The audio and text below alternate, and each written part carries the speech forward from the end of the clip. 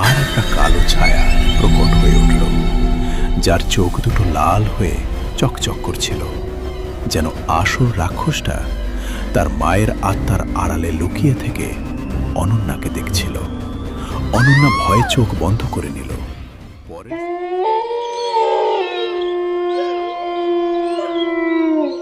রাত তখন প্রায় 12টা।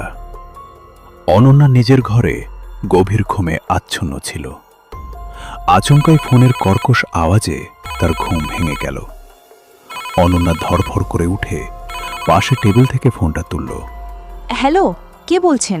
আমি তোর পিসি বলছি রে মা, তোর মা আর নেই। অনন্যার হাত থেকে ফোনটা প্রায় খসেই পড়েছিল। কিছুক্ষণের জন্য সে স্তব্ধ হয়ে গেল, মুখ থেকে কোনো কথা সরল না। অবরুদ্ধ গলায় সে শুধু এটুকুই বলতে পারল, কখন, কিভাবে? জানি না রে মা, কেউ কিচ্ছু বুঝতে পারল না। তুই তাড়াতাড়ি চলে আয়। ফোনটা রেখে অনন্যা স্তব্ধ হয়ে বসে রইল।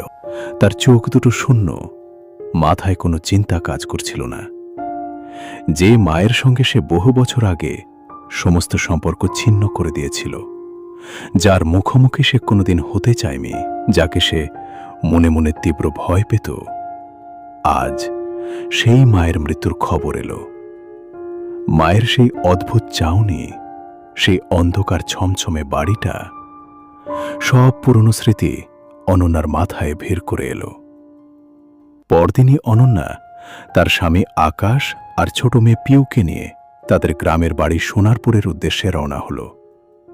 বাতাসে এক অদ্ভুত স্যাঁতস্যাঁতে ভাব, আর অনন্যার বুকে এক অজানা আশঙ্কার ভারী বোঝা। আকাশ অনন্যার মাকে কোনোদিন দেখেনি, আর অনন্যাও কখনো তার মায়ের ব্যাপারে আকাশের সঙ্গে কোনো কথা বলেনি।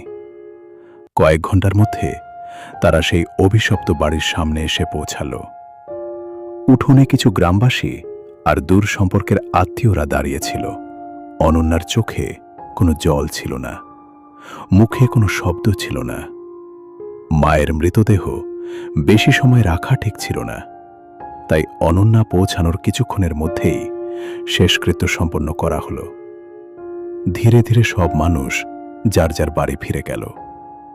বিশাল, নোংরা আর দুর্গন্ধময় বাড়িটায় এখন শুধু অনন্যা, আকাশ, পিউ আর তার পিসি রয়ে গেল। পিসির বাড়ি পাশের গ্রামেই ছিল, কিন্তু রাত হয়ে যাওয়ায় তিনি সেদিনের মতো ওখানেই থেকে গেলেন।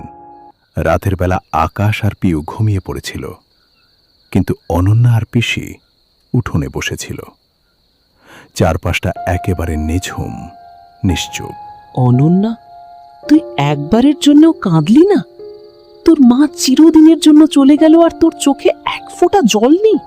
এত ঘৃণা করতিস ওকে? ঘৃণা? হয়তো ঘৃণার চেয়ে ভয়টা অনেক বেশি ছিল। ছোটবেলায় মা এমন ছিল না। বাবা, মা আর আমরা খুব সুখে ছিলাম। বাবা কাজের সূত্রে প্রায়ই বাইরে থাকত, কিন্তু যখন বাড়ি ফিরত পুরো ঘর হাসিতে ভরে যেত। কিন্তু একদিন। কি হয়েছিল সেই দিন? সেদিন সন্ধ্যায় মা যখন জঙ্গল থেকে ফিরল, তার চোখে এক অদ্ভুত বুনো চাউনি ছিল। সেই দিনের পর থেকে মা পুরোপুরি বদলে গেল। বদলে গেল মানে? মা বেশিরভাগ সময় চুপচাপ থাকত, কখনো আপন মনে হাসত, আবার কখনো ঘন্টার পর ঘন্টা এক দৃষ্টিতে আমার দিকে তাকিয়ে থাকত। মাঝরাতে ঘুম থেকে উঠে সারা বাড়িতে হেঁটে বেড়াতো, আবার কখনো আমার বিছানার পাশে এসে দাঁড়াতো। আমার বড্ড ভয় করত পিসি, ভীষণ ভয়। হয়তো কোনো কঠিন মানসিক অসুখ ছিল। না পিসি, ওটা কোনো রোগ ছিল না, অন্য কিছু ছিল। আমার এক বান্ধবী ছিল, টিয়া। ও মাঝে মাঝে আমাদের বাড়িতে খেলতে আসতো। সেদিনও এসেছিল। মা ওর দিকেও সেই অদ্ভুত হিংস্র চোখে তাকিয়েছিল। টিয়াও সেটা বুঝতে পেরে আর বেশিক্ষণ থাকেনি। ও যখন চলে যাচ্ছিল, আমি দেখলাম মাও ওর পিছন পিছন গেল। তারপর টিয়া আর কোনো দিন বাড়ি ফেরেনি। 2 দিন পর জঙ্গলের পুরনো কুয়োর পাশে ওর ক্ষত বিক্ষত লাশ পাওয়া যায়। গ্রামবাসীরা বলছিল কেউ নাকি ওর শরীরের সমস্ত রক্ত চুষে খেয়ে নিয়েছে। তোর কি মনে হয় এটা তোর মা করেছিল? আমি মাকে দেখেছিলাম পিসি। সেদিন রাতে যখন মা জঙ্গল থেকে ফিরছিল, মায়ের পুরো মুখে লাল রক্ত লেগেছিল। তারপর থেকেই গ্রামে অদ্ভুত সব কাণ্ড ঘটতে লাগলো। গরু ছাগল উধাও হতে শুরু করলো, আর প্রতিবার সেগুলোর মরা মাংস ওই জঙ্গলের কুয়োর পাশেই পাওয়া যেত। তারপর আমি ভয়ে অসুস্থ হয়ে পড়লাম। বাবা বাড়ি ফিরে দেখল মা আমার যত্ন করছে না। বাবা তখন আমাকে হোস্টেলে পাঠিয়ে দিল। মা আমাকে আটকানোর কোনো চেষ্টা করেনি, শুধু এক দৃষ্টিতে আমার দিকে তাকিয়েছিল। তারপর বাবা মারা যাওয়ার পর মা আমার একবারও খোঁজ নেয়নি। কিছুক্ষণ দুজনের মধ্যে এক ভারী নীরবতা নেমে এলো। তারপর অনন্যা ঘুমাতে চলে গেল। মাঝরাতে হঠাৎ একটা অদ্ভুত আওয়াজে তার ঘুম ভেঙে গেল। সে পাশে তাকিয়ে দেখল আকাশ বা পিউ কেউ বিছানায় নেই। ঘরের এক কোণ থেকে কারোর ফিস ফিস করে কাঁদার আওয়াজ আসছিল। সেই কান্না এতটাই যন্ত্রণাদায়ক যে অনন্যার বুক কেঁপে উঠল। অনন্যা ভালো করে লক্ষ্য করে দেখল ঘরের কোণে মাটিতে এক মহিলা বসে আছে। মহিলাটির কান্নার বেগ আরও বেড়ে গেল। কি কি আপনি? হঠাৎ কান্না থেমে গেল। সেই মহিলাটি না ঘুরে এক অদ্ভুত কর্কশ গলায় বলল, এখান থেকে চলে যা অনন্যা, না হলে না হলে কি? না হলে আমি তোর মেয়েকে। মহিলাটি ধীরে ধীরে ঘুরে তাকালো এবং অনন্যার নিঃশ্বাস আটকে গেল। ওটা সত্যিই তার মা ছিল। সেই চেনা বিকৃত হাসি আর সেই ডাইনের মতো ভয়ঙ্কর চোখ। অনন্যা চিৎকার করে উঠল, আর পরের মুহূর্তেই তার চোখ খুলে গেল। সে দেখল সে নিজের বিছানাতেই শুয়ে আছে। অনন্যার চিৎকার শুনে আকাশও ধরফর করে উঠে বসল। কি হয়েছে অনন্যা? অত জোরে চিৎকার করলে কেন? কোনো খারাপ স্বপ্ন দেখেছো নাকি? হ্যাঁ, একটা খুব বাজে স্বপ্ন। আমি ঠিক আছি, তুমি ঘুমাও। সকালের হালকা রোদ ভাঙা জানলা দিয়ে ঘরের ভেতর এসে পড়ছিল, কিন্তু অনন্যার মুখের উপর রাতের সেই ভয়ের ছায়া তখনও কাটেনি। তার মনে হচ্ছিল এই বাড়িতে এক মুহূর্ত থাকাও আর নিরাপদ নয়। সে যখন এসব ভাবছিল তখন তার নজর গেল ঘরের এক কোণে। তার ছোট মেয়ে পিউ মেঝেতে বসে পুতুল খেলছিল। কিন্তু অদ্ভুত ব্যাপার হলো পিউ শূন্যে তাকিয়ে কারোর সাথে কথা বলছিল, যেন সামনে কেউ সত্যিই দাঁড়িয়ে আছে। অনন্যার বুকটা ধক করে উঠল।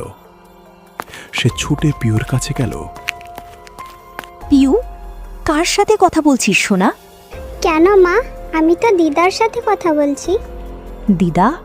পিসি তো বাইরে আছে। ওই দিদা না, এই বাড়িতে যে দিদা থাকে ওই দিদা। অনন্যার গলা শুকিয়ে কাঠ হয়ে গেল। কিন্তু তোমার দিদা তো আর এই পৃথিবীতে নেই মা। আছে তো মা, দিদা বলল আমি নাকি এখানেই থাকবো, আর আমার সাথে তুমি আর বাবাও থাকবে, তাই না মা? তাহলে সে কোথায় গেল? এখন তো দেখতে পাচ্ছি না। কি যে বলো মা, এই তো দিদা তোমার পেছনেই দাঁড়িয়ে আছে, তুমি দেখতে পাচ্ছ না? অনন্যার পুরো শরীরে একটা তীব্র শিহরণ বয়ে গেল। সে ভয়ে চারদিকে তাকালো, কিন্তু কাউকে দেখতে পেল না। তবে ঘরে কারোর উপস্থিতির তীব্র গন্ধ আর অনুভূতি সে স্পষ্ট পাচ্ছিল। অনন্যা আর এক মুহূর্ত নষ্ট না করে পিউকে নিয়ে উঠোনে আকাশের কাছে ছুটে গেল। সেখানে পিসিও দাঁড়িয়েছিল। আকাশ, আমি এই বাড়িতে আর এক সেকেন্ডও থাকবো না। আমাদের এখনই বেরোতে হবে, এখনই। কিন্তু কেন অনন্যা? আমি তোমাকে অত কিছু বলতে পারবো না। আমি এখানে এক মুহূর্তও থাকবো না, বাস, আর কোনো কথা নয়। আর পিসি, তোমাকেও বলছি, তুমিও আজই নিজের বাড়ি চলে যাও। এই জনহীন পুরনো বাড়িতে একা থাকা একদম ঠিক নয়। অনন্যার চোখে মুখে এমন আতঙ্ক ছিল যে আকাশ আর পিসি কেউ তাকে আর বারণ করার সাহস পেল না। অনন্যা শেষবারের মতো সেই পুরনো বাড়িটার দিকে তাকালো। আর তাকানো মাত্রই তার নজর আটকে গেল দোতলার সেই ভাঙা জানলাটায়। অনন্যার হার্টবিট যেন স্তব্ধ হয়ে গেল। অনন্যা দেখল ওটা তার মায়েরই মুখাবয়ব, কিন্তু এবার তাতে কোনো রাগ বা হিংস্রতা ছিল না।